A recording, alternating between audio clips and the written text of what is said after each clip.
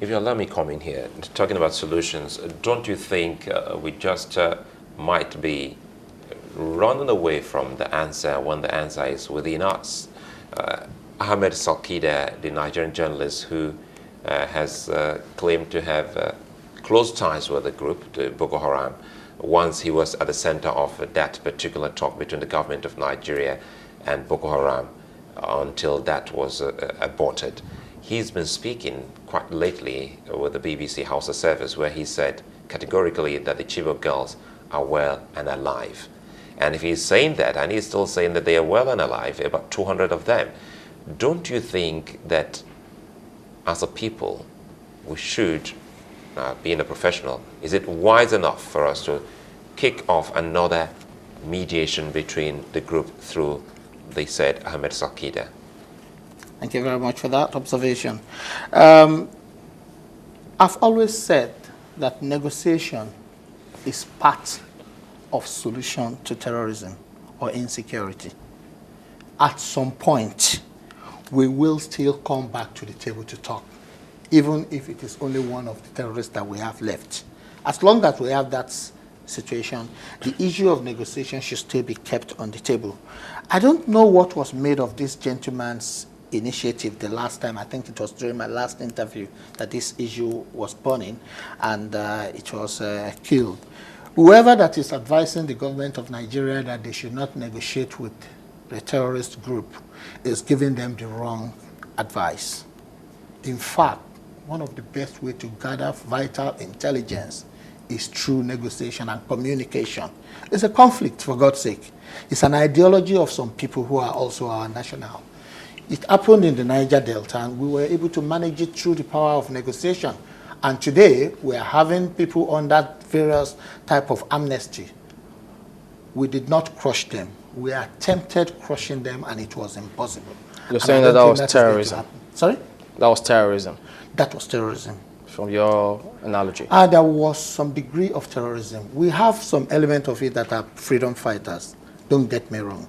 We have some element of it that people are fighting for what they think is theirs or their right.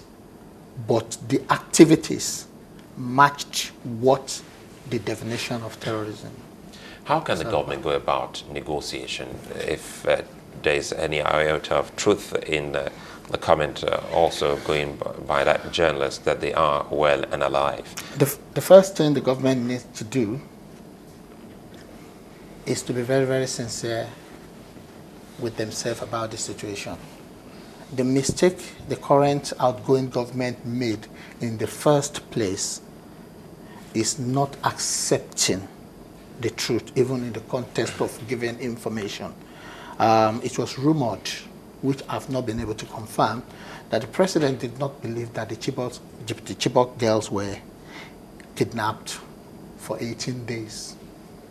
It was also a general rumor that some element of the current government believed that it is a political gimmick against whoever that is the president.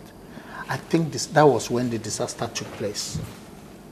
I think at the point where it took 18 days for proper action to be taken. That's you say it was rumored? It was rumored. But if you look at that in the light of that rumor, you also see some form of carefulness from the government.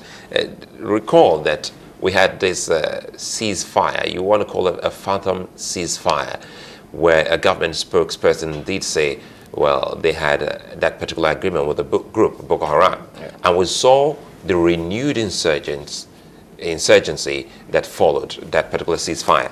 And even the president, Idris Deby of Chad, was also named in as the mediator in that particular ceasefire.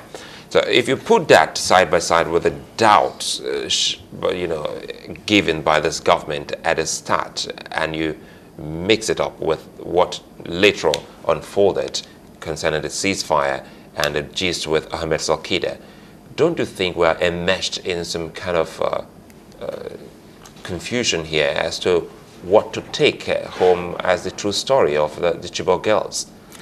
Yep, I will agree with that to some extent, but I think it still boils down to the seriousness of the government at the onset of all this.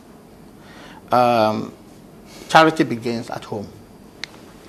If you don't put your home in order in any situation, very well, put your government in order, charge the people that were responsible for this.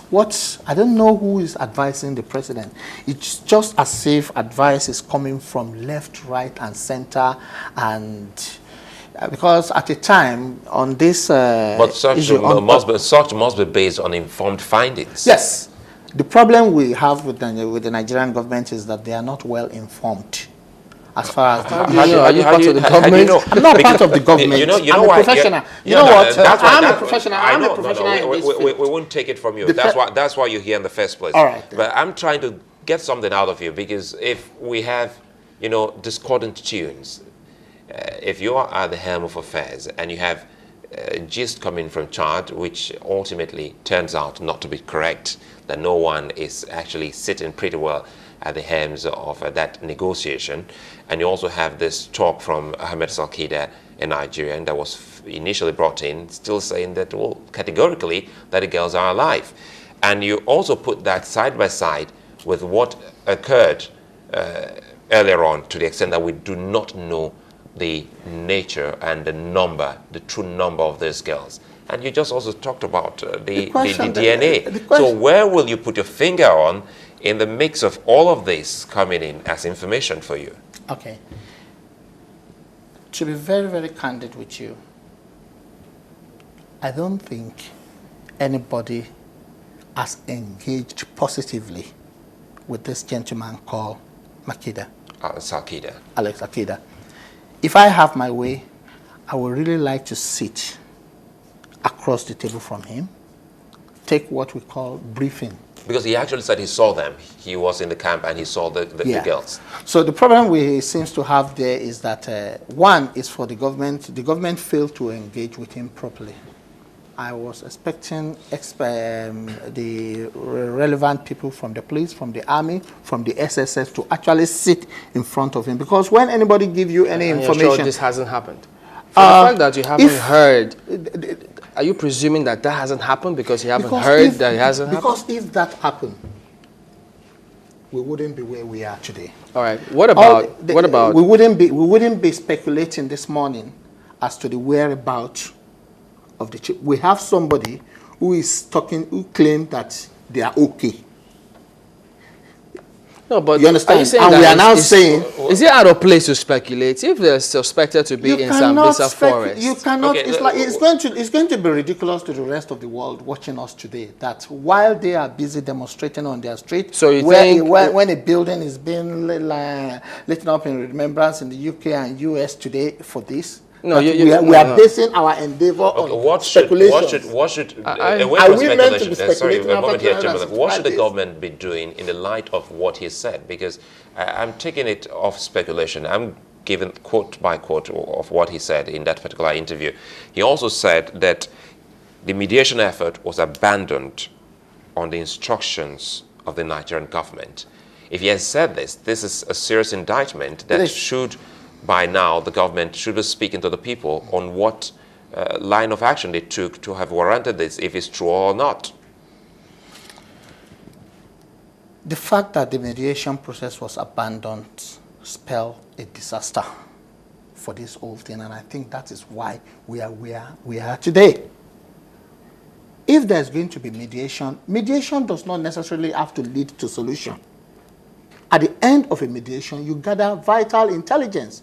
You are able to knit together some element of truth which all the parastatals you have in place will be able to work with.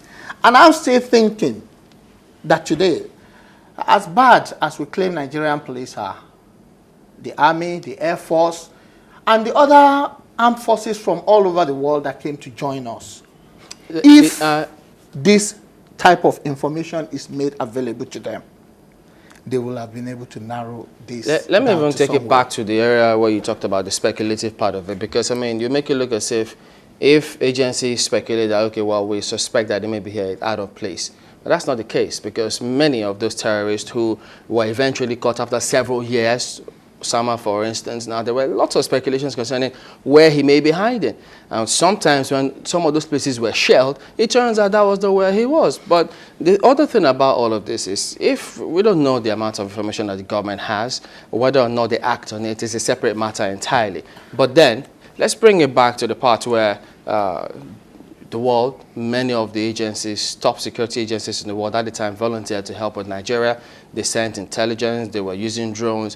Where are all those pieces of information? First, have you been able to find out, are you sure, are they making them available to our government? And then if they are, have we acted? So those are things that are a bit hazy at the moment. And that is why we are where we are today. I'll keep repeating. I was sitting on this same chair and you were sitting on that same chair when you asked me to rate the government endeavor on this whole exercise, and I gave them 10%. You, Kimberly, said to me that it was a failure. And I said... No, I said or I asked.